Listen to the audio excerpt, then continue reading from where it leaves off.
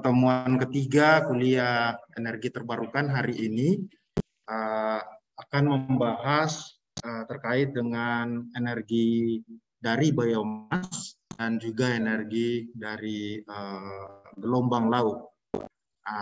Pada kesempatan pertama atau sesi pertama kita akan belajar tentang energi dari biomas. Jadi dari pertemuan hari ini ada beberapa hal yang menjadi penekanan, yaitu bahwa kita paham terkait dengan konsep energi terbarukan dari biomas dan energi dari lautan. Kemudian kita mengerti prinsip kerja dan ciri atau karakteristik dari masing-masing pembangkit listrik dari sumber energi tersebut.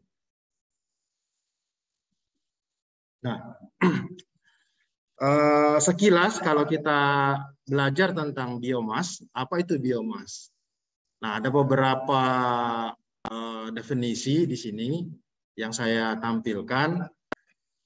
Biomas itu adalah bahan, jadi bahannya apa saja, tapi dari asalnya dari organisme hidup, diantaranya misalnya tumbuhan.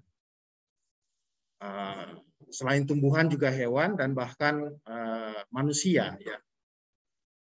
Dan produk-produk samping dari aktivitas manusia, seperti misalnya dari sektor perkebunan, sektor pertanian, atau bahkan hasil aktivitas berupa sampah di sektor perkotaan. Itu semua termasuk ke dalam kategori biomas.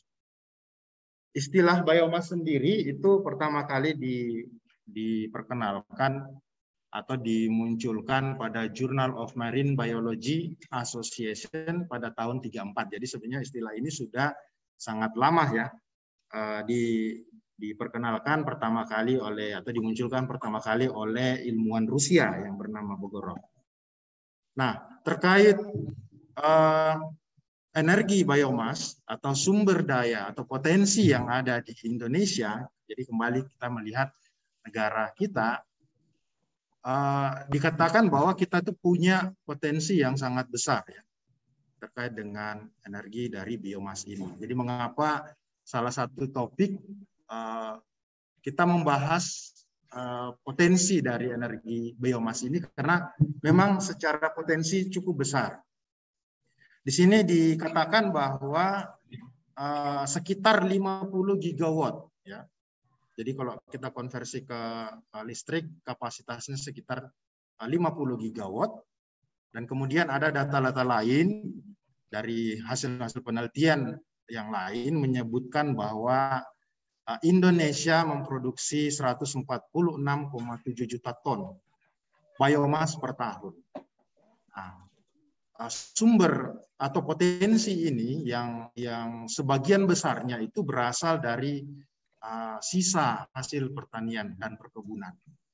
Gitu. Itu sebesar 150 gigajoule dan juga dari karet kayu sebesar 120 gigajoule. Jadi kalau kita mau cek satu persatu hasil-hasil penelitian yang lain, sebenarnya ada banyak lagi ya. Jadi kalau di sini penekanan pada residu pertanian dan kayu, sebenarnya masih banyak lagi yang sudah diteliti dan memperlihatkan angka-angka yang sebenarnya sangat menarik ya untuk dikembangkan. Nah, kalau bicara terkait energi biomas, kita tentu bicara karena ini salah satu bagian dari energi terbarukan, tentu kita tidak bisa lepas pengembangan energi terbarukan atau pemanfaatan energi terbarukan itu karena faktor emisi gas rumah kaca, ya. Emisi gas rumah kaca. Jadi kenapa negara-negara berlomba-lomba atau bahkan berupaya, bahkan dibuatkan kesepakatan internasional untuk bagaimana menurunkan emisi gas rumah kaca. Nah, secara khusus untuk biomas ini, kalau kita perhatikan, ya, ini ada siklus karbon. Kenapa ditampilkan siklus karbon? Karena kalau kita lihat tumbuhan, misalnya kita fokus kepada tumbuhan ya sebagai sumber biomas, tumbuhan itu bertumbuh dia menyerap atau dia memerlukan karbon dioksida dari alam dan juga air, ya. Jadi CO2 itu adalah karbon dioksida, kemudian H2O itu adalah air. Dengan bantuan sinar matahari, ya, dari sun, maka tumbuhan memproses itu menjadi energinya, ya. Jadi dia tumbuh lewat proses yang kita kenal dengan nama proses fotosintesis, ya. Jadi makanannya seperti ini kira-kira, ya. Dia proses fotosintesis, kemudian tumbuhan itu bisa dari kecil kemudian bertumbuh sampai besar. Jadi tumbuhan yang ada itu sebenarnya dia menyimpan karbon yang dia ambil dari alam, ya, dari udara sekitarnya. Jadi kalau hutan ditebang atau pohon-pohon ditebang itu berarti kita akan kembali melepas karbon itu. Nah, dalam hal ini, dalam pemanfaatannya sebagai sumber bahan biomas untuk pembangkit, ya, di sini kita lihat prosesnya dalam siklus karbon. Karbon yang dia ambil dalam bentuk CO2 itu kemudian diproses, ya, diproses di pembangkit. Ini ada pembangkit gambarnya, diproses di pembangkit untuk menghasilkan tentunya listrik, ya, salah satunya. Jadi salah satunya listrik. Nah, kita akan lihat nanti hasil-hasil yang lain selain listrik, begitu, ya. Nah, dari proses konversi itu kemudian dia melepas juga, ya kan? Nanti dia akan lepas kembali CO2 dari proses ini, ya, pembangkit, ya. Jadi dari pembangkit listriknya nanti yang memanfaatkan bahan bakarnya sebagai biomas, nanti pembangkitnya dia lepas lagi CO2. Nah, CO2 itu lagi nanti diserap lagi atau dikonsumsi lagi oleh tumbuhan atau tanaman. Nah, itu kenapa dikatakan dia siklus karbon, ya. Jadi karbonnya, ya, bersiklus begitu, berputar, ya, seperti itu. Sebenarnya bukan cuma tanaman, ya, tanaman seperti ini, ya. Fitoplankton juga seperti itu yang ada di lautan, ya. Dia juga menyerap energi dari matahari, karbon dioksida, dan kemudian bisa diproses. Tapi dalam hal ini untuk proses pembangkit biomas kita fokus kepada tumbuhan, ya. Nah, potensi yang ada ini saya ambil dari paparan yang belum lama ini disampaikan dari Departemen Kehutanan Republik Indonesia. Mereka menyampaikan bahwa potensi bahan baku biomas yang ada di Indonesia itu dalam kategori hutan energi itu hutannya sangat luas, ya. Di situ dikatakan kurang lebih 200.000 hektar